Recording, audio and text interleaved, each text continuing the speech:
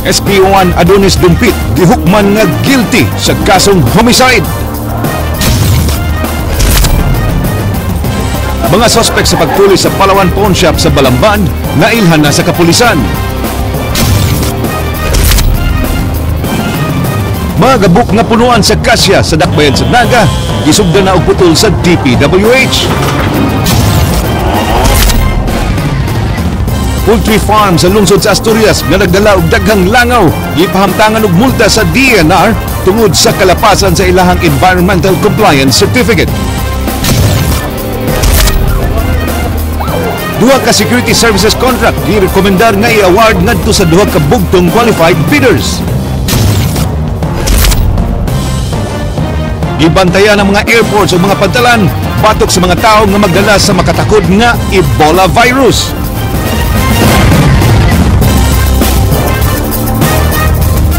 Maayong hapon Sugbo, Kabisayan, aniya na ang mga balita uban ang kanitibuk-ang pwersa sa News 5 Cebu karong adlaw Martes petsa 5 sa buwan sa Agosto tuig 2014. Ako si Glenn Soco. Inyo sabing madungong simulcast sa Radyo 5 101.9 News FM alang sa mas komprehensibong impormasyon. Ako si Georgia Herrera. Gibalik na sa mismong tunghaan sa Don Emilio Canonigo National Memorial High School sa dakbayan sa Naga sa Barangay Pangdan ang klase sa mga tinunan human tuguti sa Mines and Geosciences Bureau sa DENR 7. Sugod karong adlaw, wa na sa mga tent nagklase ang kapin 300 ka mga tinunan sa maong tunghaan. Namalik sila sa classrooms human mamakwit nga atong Webes tungod sa nasinating landslide o pagkatagak sa mga bato. Matod sa tigpamaba sa DENR 7 nga si Edil Yamedo nga human baliki sa mines engineer ang dapit kagahapon sa hapon nasuta nga napahak na ang bungtod ug luwas na kini sa posibleng laing pagdahili. Gipahibaw dayon sa MGB 7 ang principal sa mong tunghaan aron makabalik na sila sa ilang tunghaan.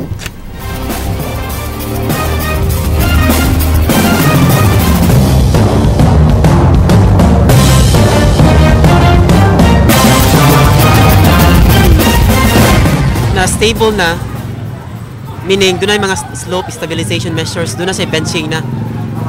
So, pwede na siya pabalikon. Unang kahoy nga gideklarar sa mga forester sa DENR 7 nga delikado na ngadto sa publiko, giputol kaganihang buntag, laing hugna sa pagpamutol ipadayon ugma sa buntag. Jinky Bargyo, Sugin Limi. Untop alas 9 sa buntag kaganiha, gisiradan sa DPWH 7 ang duha ka lane sa National Road habig sa barangay Tinaan sa siyudad sa Naga alang sa pagputol sa mga karaang punuan sa akasya. Unang giputol ang kining maong punuan nga usas sa mga gideklarar sa mga forester sa DENR 7 nga gabok og depektuso.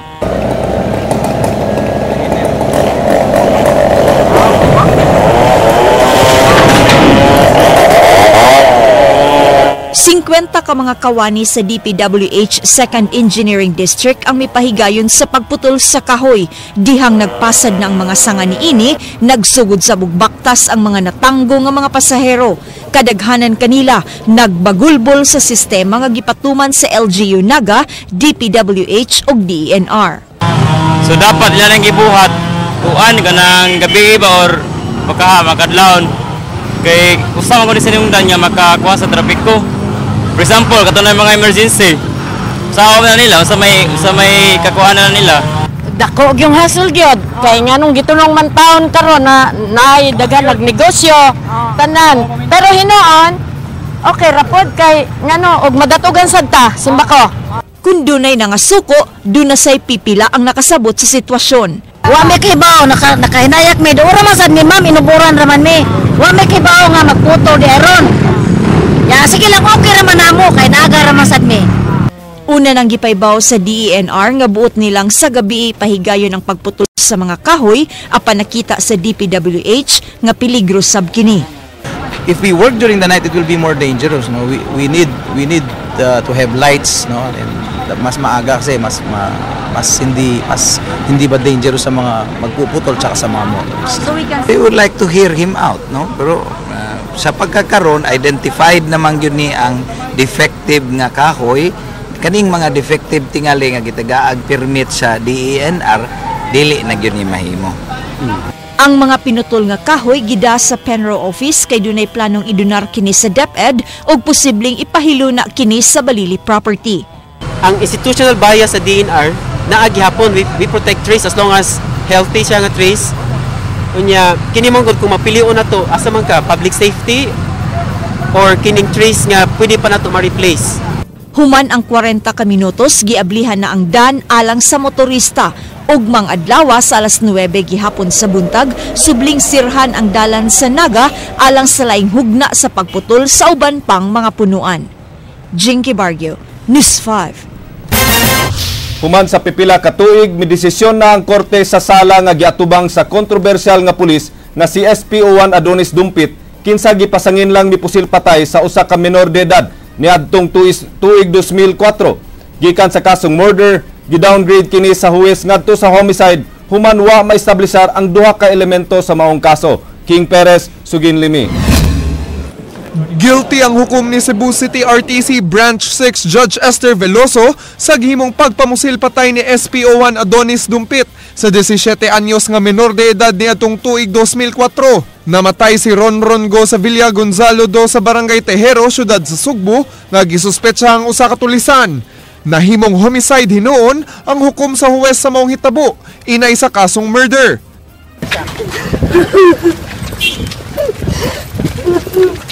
Mihilak ang inahan sa biktima, subay sa gihimong desisyon sa korte. Niroon naman si Judge sa statement. Okay, so as of now, read through first the decision before we make a statement. Subay sa 27-page order ni Judge Veloso, wa maestablisar ang duha ka elemento aron matawag ang usa ka krimen nga murder. Lakip na niini ang treachery o paghimo sa krimen batok sa biktima nga wa makadepensa sa kaugalingon ug abuse of superior authority, hinungdan nga na-downgrade ang kasong murder ngadto sa homicide. Apan gitataw sa huwes nga usa ka krimen gihapon ang nabuhat ni Dumpit sa menor de edad kay wa maestablisar sa depensa nga misuway pagpusil kang Dumpit ang biktima. Una nang midepensa si Dumpit nga self-defense lang ang iyang gihimo isip pulis atol sa pagsikop unta kang go subay sa sumbong nga gitulis ang laing menor de edad nga babay. And it was in fact moral courage because this was a very emotional case considering that it involved the death of a minor and public opinion was against the accused. Sa wa pagipahamtang ang silot, matod sa abogado ni Dumpit nga malaumon silang mopabor kanilang desisyon. Mipadayag hinuon kini nga natagbaw ra sila sa pag-downgrade sa kaso ug giklaro niini nga ubos lang sa indefinite suspension ang pagkapulis ni Dumpit kay na-dismiss man ang reklamong administratiba niini kaniadto sa Napolcom. However, I think Judge Veloso took account all the testimonies of witnesses from both sides. She made a very commendable effort to make a very magisterial decision. Subay sa hukom ni Judge Esther Veloso sa Cebu City RTC Branch 6, magpabilin diri sa Cebu City Jail si SPO1 Adonis Dumpit sud sa unong katuig ngadto sa siyam katuig ug 4 ka buwan ug kinahanglan sab sa nakonbiktong pulis nga mohatag og 50,000 pesos alang sa mga kabanay sa gipusil patay nga gidudahang tulisan na po katuig na ang milabay. Apan matod sa abogado ni Dumpit nga moapila sila sa hukom sa korte, labaw na nga ang giila nga krimen sa korte homicide ug dili murder. King Perez, News 5. Subay sa maong balita, SPO1 Adonis Dumpit di pa matangtang sa serbisyo pagkapulis samtang giapilar pa ang kaso niini. Ang regional nga buhatan sa kapulisan mutanyag usab kaniya og hinabang pinansyal ug pagtabang sa iyang kaso. Andrea Patenia, Sugin Limi. Nasagmuyo ang pipila kasakop sa kapulisan sa pagkakumbikto ni SPO1 Adonis Dumpit sa kasong homicide sa sala ni RTC Branch 6 Judge Esther Veloso. Usa si Regional Intelligence Division Chief Police Superintendent Paul Labra sa mga mipadayag sa iyang pagkadismaya sa desisyon. To me, personally, this is demoralizing because makaipikto ni sa mga tao nga among mga kauban ba nga nag-operate, nagtrabaho silang limbuhaton. Si Labra kauban ni Dumpit sa Cebu City Intelligence and Investigation Branch kaniadto. Kuyog sila sa hot pursuit operation niadtong Disyembre 14 tuig 2004 batok sa gidudahang tulisan nga si Ronron Go kinsa na po sila ni Dumpit. Si Labra usa sa mga mitestigo sa kaso pabor kang Dumpit. Nakibaw ko nga ang maong operation nga gibuhat ni Dumpit niadtong panahona was a legitimate one because I was also there, no. I was one of those who responded, no, yung sa mga insidente. Pero buwasad tayo mahimo, no, yung nana ang pag-appreciate sa huwis, sa merito sa kaso. Apan alang kang Police Senior Superintendent Edward Carranza, hepe sa Regional Directorial Staff, ang ay respetuhon ng hukom sa korte. Hinuon giangkon nga gianugunan siya ni Dumpit hilabi na sa pagkahanas ni ini sa pagkupot og armas. Because I know this police personnel is really a very good police operative. Not only that, he's a very good shooter among members of the Cebu City Police Office. He's even one of our instructors every time we had this proficiency firing. Samtang si Police Regional Office 7 Regional Director Police Chief Superintendent Prudencio Tom Banyas nagkanayon nga di nila pasagdan si Dumpit. Hatagan kini nilag financial ug legal assistance alang sa pag-apilar sa hukom sa korte. We are going to make an appeal, and personally I will be providing some financial assistance to our police officer. Tutulungan ho natin siya because this happened in the course of his the performance of his functions. Samtang mato ni Superintendent Henry Binyas, Deputy Chief sa Regional Investigation and Detective Management Division 7, automatic nga matangtang sa serbisyo ang usa ka pulis sa higayon nga makonbikto kini sa usa ka krimen. Apan di pa nila tangtangon si Dumpit samtang giapilar pa ang kaso. Anyway, ang desisyon ni Dumpit, dili pa man final and executory, napay siya remedy under the law. So, mauna karon ang kono nato. Pero ang akong opinion is that ang conviction sa tawag diri sa revised penal code carries with it an accessory penalty, disqualification from public office. Andrea Patenia, News 5. Subay sa maong balita, mas gipili ni Acting Mayor Edgar Labella nga di na lang muhatag og komento kalabot sa pagkumbikto ni SPO1 Adonis Dumpit sa kasong murder nga na-downgrade sa homicide. Matod ni ini nga respetuhon ang nahimong desisyon sa korte. Mahimo noong muduso og motion for reconsideration ang kampo ni Dumpit. Pahimangno sab ni Labella ngadto sa kapulisan nga kanunay sundon ang balaod gawas lang kun ana-ana sa delikado ang ilang kinabuhi. Kahinumduman nga si Dumpit miresponde og alarma ni atong tuig 2004 ug dunay nahitawong pinisulay tali sa gingong grupo ni Ronron Go hinungdan nga napatay sa pulis si Go. Want to add any more with whatever because it was the court who received all the pieces of evidence, heard the testimonies of the witnesses. So I am not in a better position to say anything, to say something other than what the court has said on the decision. Ginauman nga sunod semana ma-award na sa Kapitolyo sa duha ka security agencies nga nakapasar sa post-qualification alang sa security services contract. Gipaabot na lang sa Provincial Bids and Awards Committee nga mapirmahan ni Governor Junjun Daviday ang kontrata. King Perez, Suginlimi.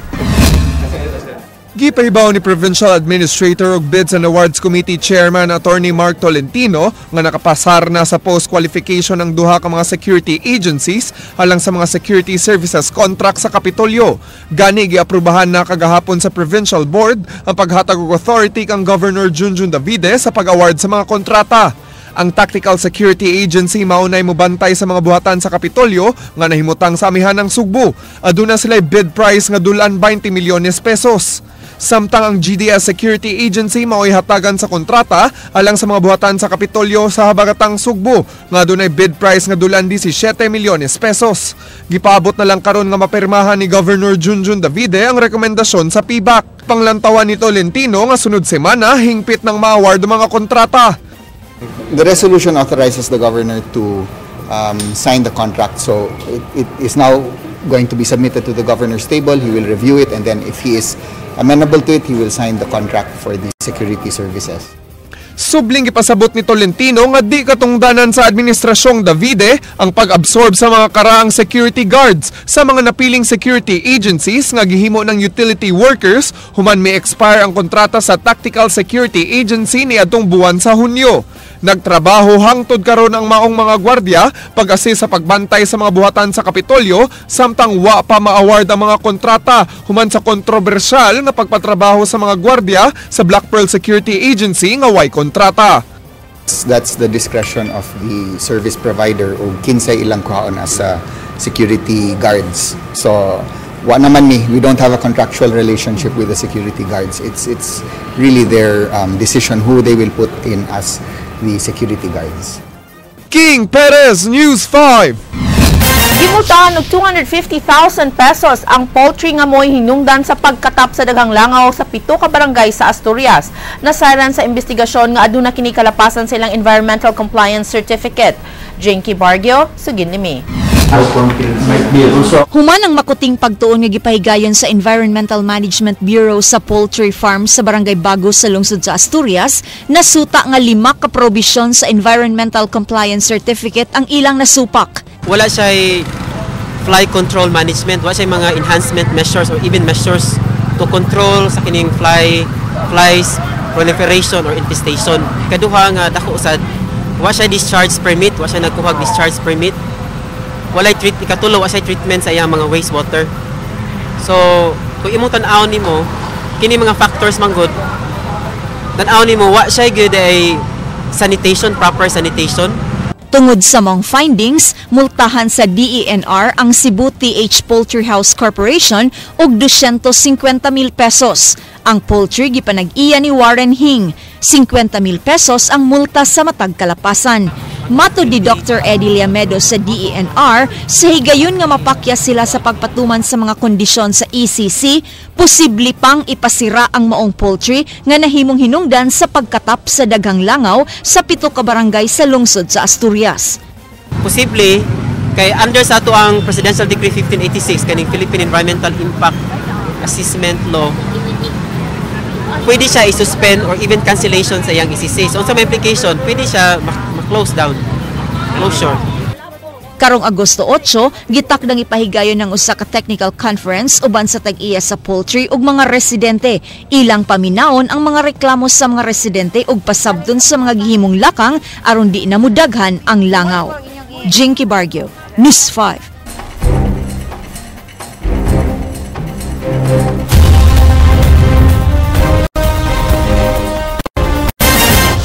Kanhi construction worker nga karon usa na ka drug pusher na sikop sa kapulisan sa Dakbayan sa Lapu-Lapu. Ray Pasaporte, sugin limi.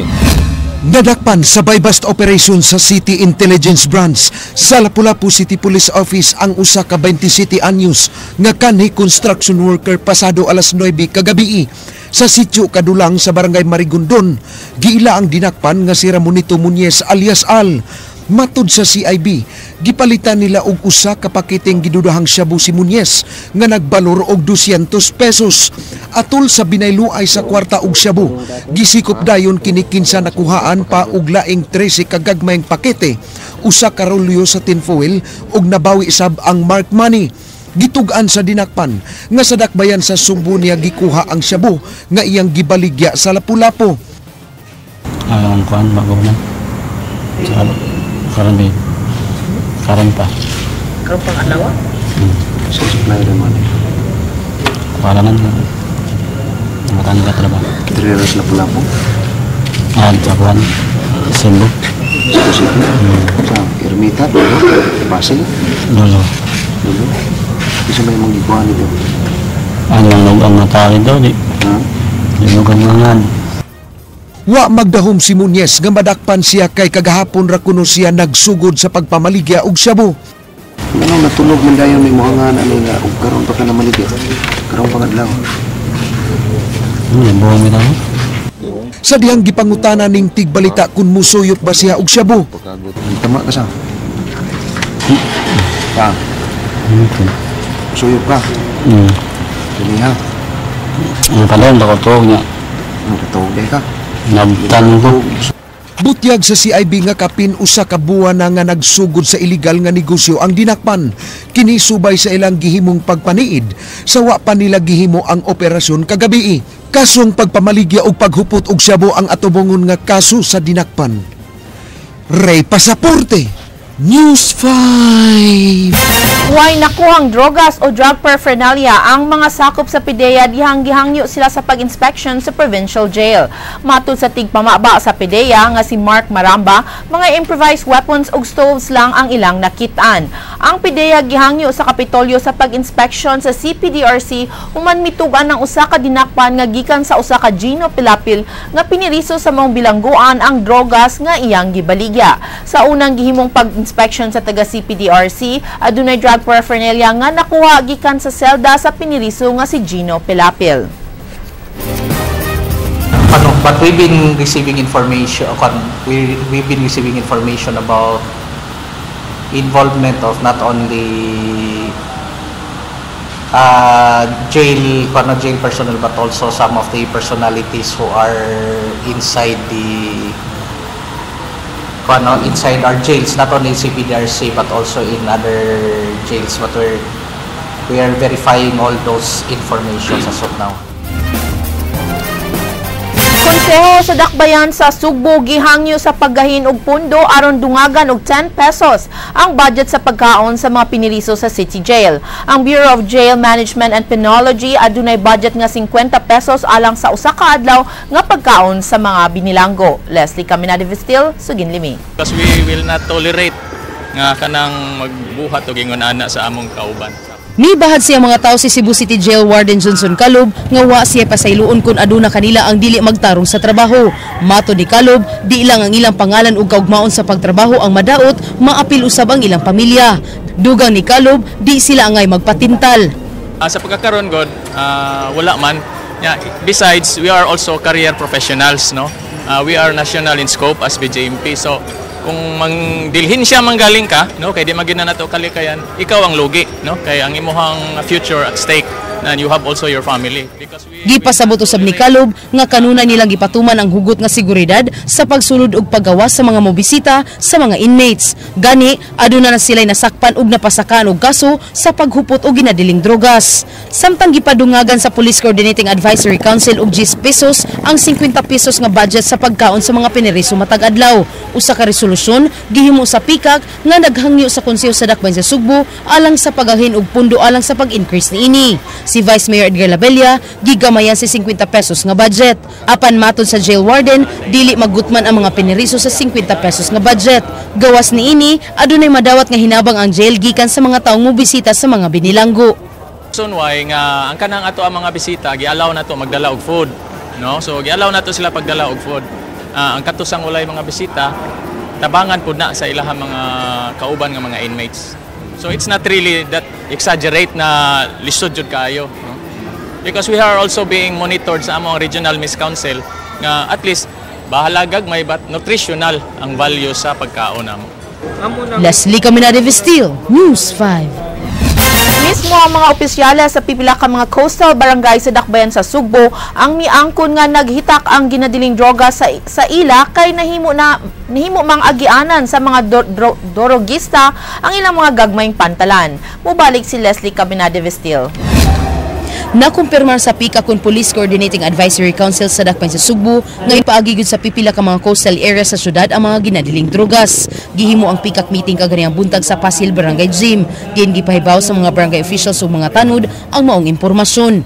Gipahibaw ni PICAC chairman nga si Acting Mayor Edgar Labella nga problema gyud sa mga barangay officials ang drogas silang dapit, labi na ang Barangay Pasil, Suba ug Sawang Calero.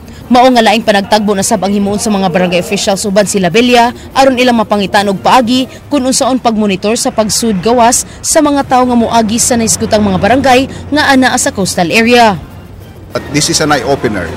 Nindot ni nga atong nadungog ang mga barangay kapitan. Ang drugas problema gyud kaayo dinhi. Ang importante ma-regulate gyud nila ng mga nangabot. So mo nang mitingan ang amo, ha?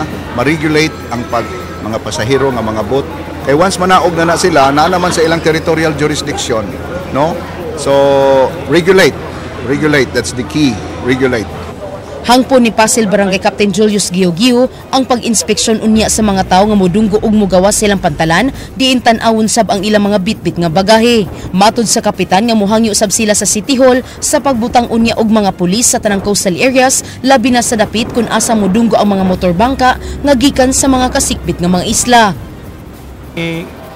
Amo sa nang mitingan nga unsaon gyud pag for example mag-conduct ta og ato ginang i-implementar nga kung sila lang mga agreemento niya ato ging i-check nga wa po sila mga illegal nga ipana mao na nga maglisod ta sa pagkakaron maglisod ta sa pag-implementar kay sayod man ta nga daghan kayo nga open pa kayo nga mga coastal barangay. Leslie Caminadi Vistil, News 5.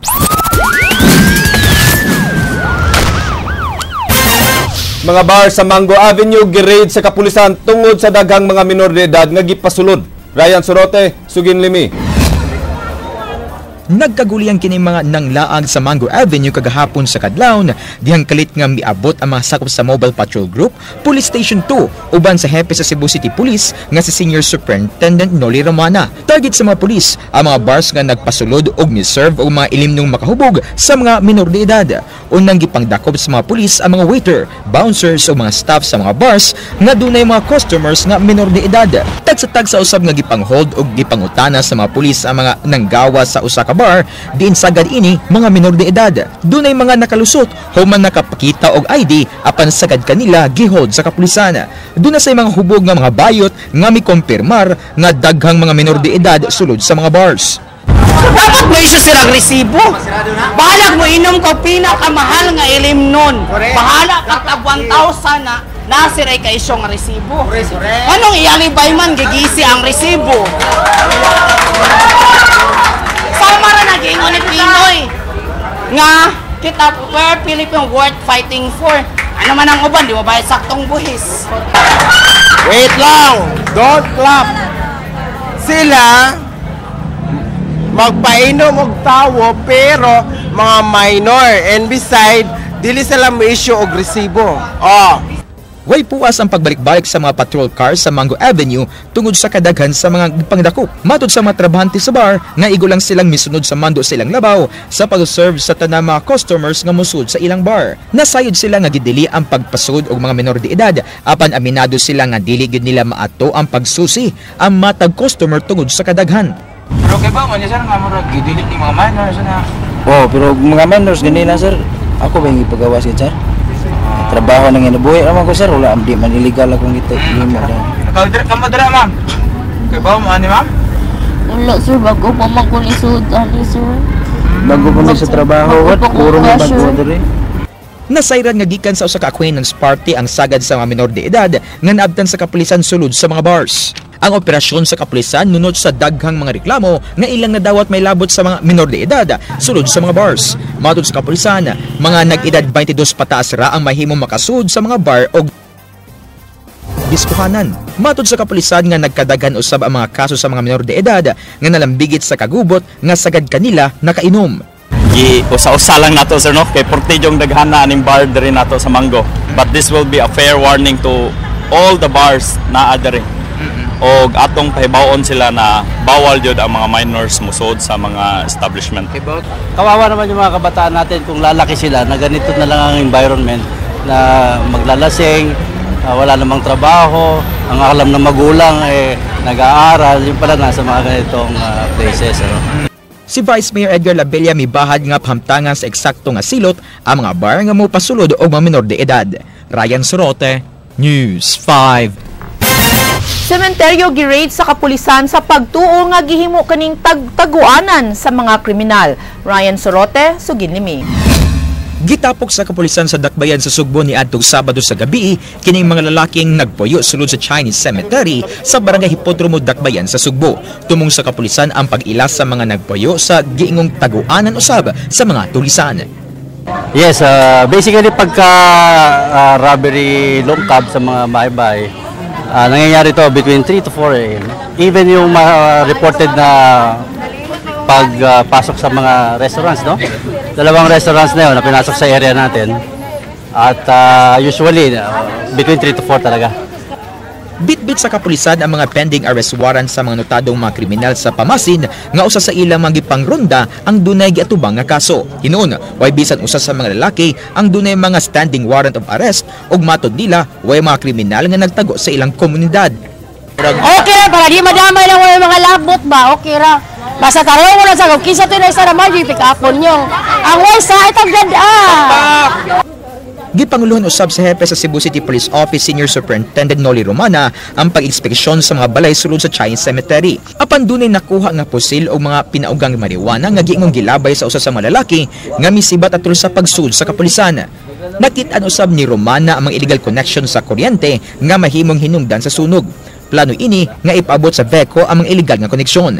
Irekomendar usab ni Romana sa Police Community and Advisory Council sa Dakbayan paghimo og listahan sa mga nagpuyo sa mga samang sa Dakbayan aron ila kini nga ma-monitor. Based sa observations ko rin, no, yung mga communities na ganito, nahihirapan tayo mag-identify o mag-apply ng search warrants. Why? Walang number, walang street. Ryan Sorote, News 5. Patay ang usa ka driver sa tricycle nga gipusil samtang naglingkod daplin sa dalan. Ang mga suspect sakay sa usa ka motorsiklo. Ryan Sorote, Sugin Limi. Patay diha-dayon ang usa ka tricycle driver human po sila sa riding in tandem sa sitio Magtinabangay sa Barangay Tisa. Nagubo daplin sa kalsadang patayng lawas ni Rogelio Lucencio Jr. alias Buknoy, 32 anyos nga nagpuyo sa maong dapit. Pagkabot mo dili sir, patay naman sir. Nagkuyok man ko sa kaning alert sir. Matun Joker Lopez ang amigo sa biktima nga naglingkod si Rogelio daplin sa daan dihang kalit lang kining gipusil sa nag-angka sa ito nga motorsiklo nga miagi sa ilang tungod. Oray ga, dire na ko nya. Miagi ang motor ba? Wagana ko buto-buto naman. So daging ko nagapa siya na sulti before siya namatay. Oo, ayay unyo patay ko ani bay. Nasairan nga gikan na nagkot ang biktima sa simbahan sa Santo Rosario uban ng iyang mga amigo.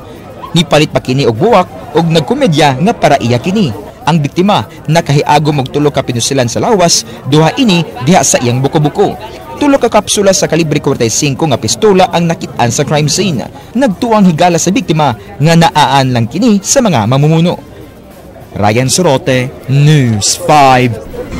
Medalya ng kagalingan ang nadawat sa pulis nga misagang sa babaeng triathlete niadtong Domingo atol sa Ironman Philippines. Gipasidunggan sab kini sa organizing committee sa Ironman. Andrea Patania, Sugin Limi. Bago pang nakamatahuman maoperahi sa iyang bali sa tuong Abaga si PO1 Mark Anthony Cabahug, diyang personal nga gibisita ni PRO7 Regional Director Prudencio Tom Banyas sud sa iyang hospital room aron tauran og medalya ng kagalingan. Giisip nga usa ka bayani si Cabahug human niini masagang ang triathlete nga si Melissa Baron dihang nagdulhog sa Marcelo Fernan Bridge nga hapit malagpot gikan sa iyang bisikleta atol sa Ironman Triathlon niadtong Domingo. Gibisita sab ni Baron ang pulis nga miluwas kaniya aron pagpadayag sa iyang pagpasalamat. Matod niini nawad-an siya control sa iyang bike ni atong tugura ug kun wa siya masagang sa pulis, posibleng mas grabe pa nga injuries ang iyang maangkon. Bunog ra og samad ang naangkon ni Baron. Sobrang thank you. Kasi if ever hindi niya ako sinave, siguro mas grabe yung injury, yung major injury. Ngayon, you can see, sobrang minor injury lang po. So, maraming salamat. Pasensya na sa kanya. Kasi, siya pa yung mas grabe yung injury kesa sa akin. Matod sa pulis, nagbarog siya ni atong tungura aron pugngan ang mga tao ug wa siya makabantay nga padung na di ay niya ang babaeng triathlete. Trabaho ron po na mo nga magbantay sa crowd mo ba niya. Na timingan lang yun nga dito para sa kuha ni ang kuhan katong cyclist. Gawa sa medalya ng kagalingan, gihatagan sab si Cabahug og financial assistance, relo ug kaw nga dunay lagda sa Ironman World Champion gikan sa usa sa mga representante sa Ironman Organizing Committee. Panginaot ni Banyas nga duna pauntay daghang pulis nga sama ni Cabahug nga andam morisgo sa ilang kinabuhi alang sa uban.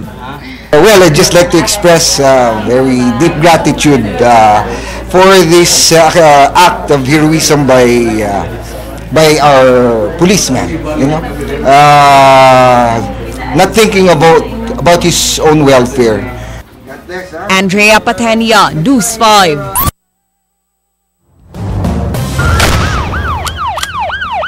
Nasikop sa bypass operation sa Talisay City Police ang notadong pusher nga si Ramel Matadero. Sa gipuy-an niini sa Sitio Lower Crusher, Barangay Lawaan 3 niadtong Sabado. Kanhi construction worker si Matadero nga giingong kapin sa duha na katuig nga namaligya og shabu ug nag-operate sa drug den sa iyang gipuy-an. Giangkon sa dinakpan nga tigamitan ug namaligya siya og drogas aron dunay makaon ug panagsa dunay mahit-hit nga shabu. Usa ka bulto sa shabu ang nagkantidad og 60,000 pesos ug mga drug paraphernalia ang nakuha gikan ni matador. Ang Barangay Lawaan ang usa sa top 4 nga mga lugar sa dakbayan sa Talisay nga adunay daghang drugas uban sa Barangay Tangke, Tabunok ug San Isidro. Pila gyud kita gini mo? Di lagi ko parehas lagi mo. Sa mahurot mo sad nato. Ikaw ra mo suy pa ni hurot na mo. Mahurot kita ga kumot don. Kini ko na mo di na to masuta ko na to iyang pag-dispose ko daning drugs kay unan off mong gud ang niya gano di man siya ingon nga permanente. Sa among baga ibaw nga sa hatdan na siya diha mo. Nakuha na mo impormasyon. Aduna na mga identity ang kapulisan sa 5 katawo nga namituli sa Palawan Pawn Shop sa lungsod sa Balamban. Ang mga suspects gituhuan nga mga taga-Sugbo. Andrea Patenya, Suginlimi. Dunay identities ang kapulisan sa 5 ka mga lalaking nanuli sa Palawan Pawn Shop sa Barangay Buanoy, lungsod sa Balamban niadtong Domingo sa hapon. 300,000 pesos nga kwarta ang ilang nakuha. Mato di Provincial Intelligence Branch Chief Police Superintendent Rodolfo Albotra, sukwahi sa unang taho nga mga sakop sa Mindanao Robbery Group ang nanuli sa maong pawn shop. Mas labaw ang ilang pagtuo nga mga taga-Sugbura ang mga suspect. We're looking into a possible local group lang. Makita man sad nato based on the modus operandi and the armaments and the resources they're using, it doesn't points to any outsider ang atong natanaw din sa local group.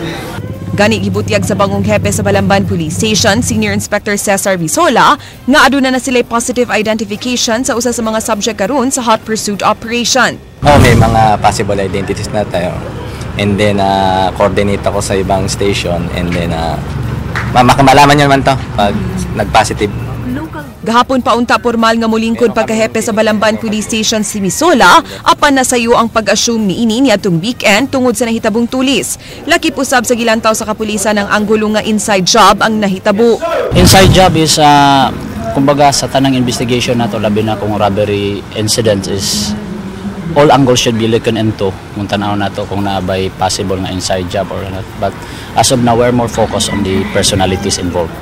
Plano karon ni Misola nga magigtagbo sa mga tagduma sa mga establisamento sa ilang lungsod, human na matikdi nga huyang ang ilang internal security, hilabi na sa mga financial establishments. Actually, nung tapos ng insidente, nagkanda kami ng kaganyan, inspeksyon sa mga establishments. And then napansin ko, walang mga gwardiya yung tulad ng gasoline stations. Yung ibang pawn shops, walang mga security, mga equipments, walang ding gwardiya. May gwardiya man, pag-inspect ko, nagbabasa, hindi alerto. Andrea Patenia, News 5. Hugot karong gibantayan sa Bureau of Quarantine ang mga airport ug pantalan batok sa mga tawo nga nataptan ug makapatay nga Ebola virus. Jinky Bargio, Suginlimi. Human sa pag-abot sa duha ka international flight sa Mactan Cebu International Airport kaganiha, pinaagi sa thermal scanner masayran kung gidanggas o gihilantan ng usa ka pasahero nga mahimong timailhan sa dala ni ini nga sakit. Ang matag pasahero gikinahanglan usab nga mo fill up ni ining yellow form alang sa pagdeklarar kung aduna sila'y dili maayong gipamati sa ilang lawas. Matud sa Assistant Quarantine Officer nga si Felipe Pugoy Jr., sukad sa miaging simana pa sila nagdoble sa ilang pagka-alerto dihang nabaniog ang pagdaghan sa nataptan sa sakit tungod sa Ebola virus. So far wala man. In fact ang ato ang thermal camera wa magid na ning beep naka-witness pa mo ganina, so walay passengers nga taas ang temperature. Dugang ni Pugoy ang tanang international flights na ang ilang gibantayan. Hugot usab nga gibantayan sa mga quarantine officers ang mga pantalan.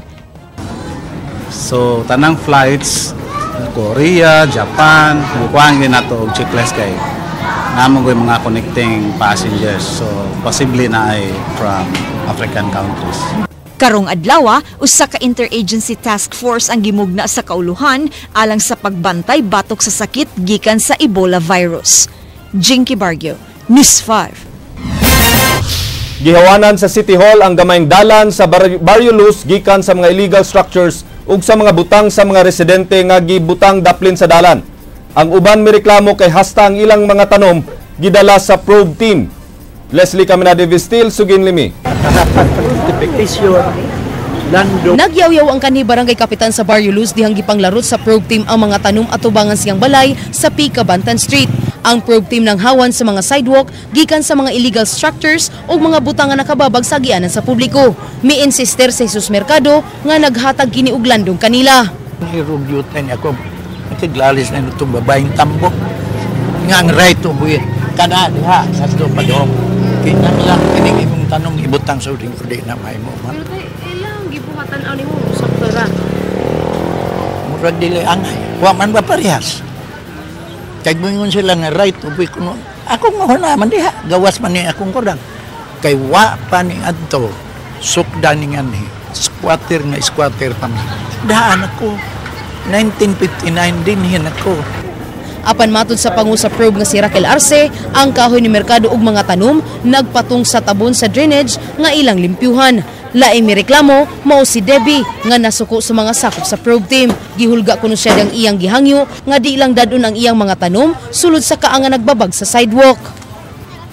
Mo na maayo man na ilang gikuha pero ilang gihimo pero kung usahay sad ba sobra na pud kaayo magpasayo na niya daghang kay mga daghan pa kay dihang mga basura pero wala nila na pang kuhaan nila.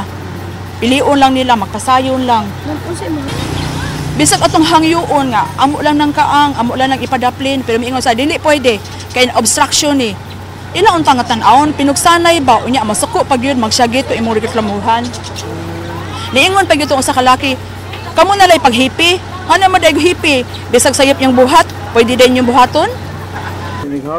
Ang pangusa probe nagkanayon nga ilang bantayan kung ibalik sa mga residente ang mga butang nga daling gihipos diyang niabot sila alang sa paghawan sa sidewalk. Gagarden sila sa gawas apil na sad sa untap sa kuan. Iguro na akong kuha ang naa sa untap sa drainage canal. Dili ni imposible na ni natong maklear ang sidewalk in Cabantan Street kay makita ninyo ang mga haligis balay na nasa sidewalk. Ang cover canal drainage cover mao ato ang ikuan nga wala na lang joy wala na magamit.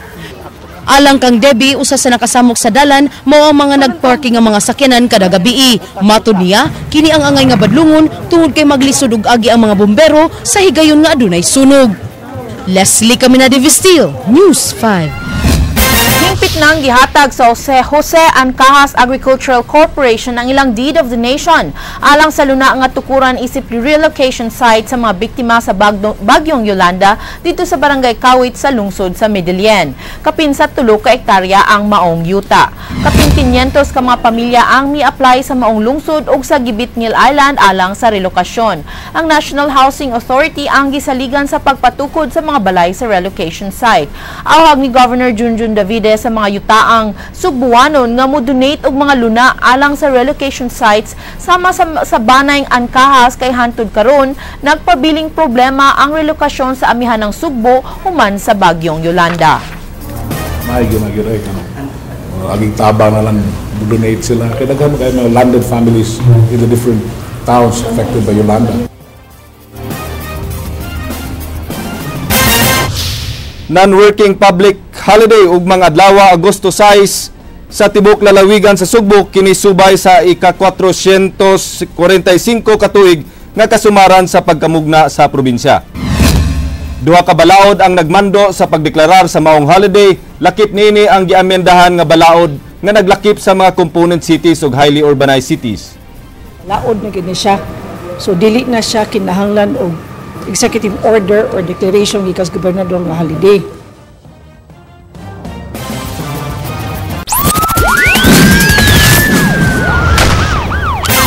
Dunay mga sugyod ang jail warden sa Cebu Provincial Detention and Rehabilitation Center sa pamunuan sa Kapitolyo Suboy sa giatubang ining kontrobersiya bahin sa gidiling drogas.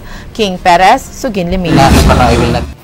Bisan og gipahibaw sa PIDEA 7 nga way nakuhang drogas gikan sa gatusan ka mga selda sa CPDRC atol sa gipahigayong anti-illegal drug operation ni adtong Domingo, matud ni CPDRC Jail Warden Romeo Manansala nga di daling mawa ang panglantaw sa publiko nga kadudahan na ang maong bilangguan. Dito sa kakawal ng ubang tao bitaw nga kanigo jail facility. mingo ang tao nga naging drugas na, hindi kita ka-consider ng una. Pero based sa findings sa PDEA na negative, ato nang lakton. Isugyot unya ni Manansala kang Governor Junjun Davide nga ibalhin usa ang 5 ka mga jail guards nga dunay kalambigitan sa pagpasud sa ilegal nga drogas atol sa inisyal nga investigasyon. Mukuan ta sa gobernador atong kanang gitawag lang temporary transfer of assignment. Gipahibaw sab ni ining nga gibalik na silang assigned nga selda sukad ni adtong Domingo ang 2 ka mga inmates nga gibartolina sa miaging semana. Matud ni ini nga gihatagan usa nila og final warning ang maong inmates nga nalambigit sa gidiling droga sud sa prisuhan. Subay sa pamahayag ni Jocelyn Correa kinsa nadakpan sa bypass operation sa Liloan, ang CPDRC inmates nga si Gino Pilapil mo'y naghatag kaniya og binultong shabu. Kini nahitabo atol sa iyang pagbisita sa igsuon ni ini nga si Alan Pilapil nga usa sab ka inmate. Kanang atong consultant ko nga sa ato sa recommendation sa atong admin, iyan lang gipasaylo pero final warning. Subay sa mong hitabo mo rekomendar si Manansala sa Kapitolyo nga magbutang na og kaugwalingong K9 unit sa CPDRC. Kini aron matabangan sila sa pagmonitor og malikayan ng pagsud sa drogas. Nagkuhan ta ganang recommendation pinagi nga to sa Sipadak. Nga butangan na ginaginain 24 hours. Apan una nang gipahibaw sa gobernador nga di makagahin og pondo ang Kapitolyo sa maong sugyot tungod sa kamahal ni ini. Matud pa sa tigpamaba sa PDEA 7 moabot sa gatusan ka libo ka pesos ang pagpalit og pag-maintain sa K9 dogs. King Perez, News 5. Mga special unit sa kapulisan nag-abot sa pagtubag sa alarma sa usa ka armadong lalaki nga nanion og usa ka taxi driver. Mga silingan mitabang sa pagkumbinser niya sa pag-surrender dihang na corner sa mga pulis. Ang aksyon naabtan ni Andrea Patenya.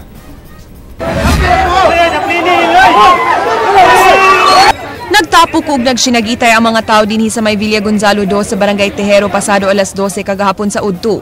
Gialarma ang usa ka armadong tao nga mitago sa usa ka panimay sa maong dapit. Tungod sa pagdumili sa suspect sa pagawas, nagtinabangay na ang nagkalain-laing unit sa pulis sama sa SWAT, CIB, IDMB, Waterfront Police ug Mobile Patrol Group sa pagresponde.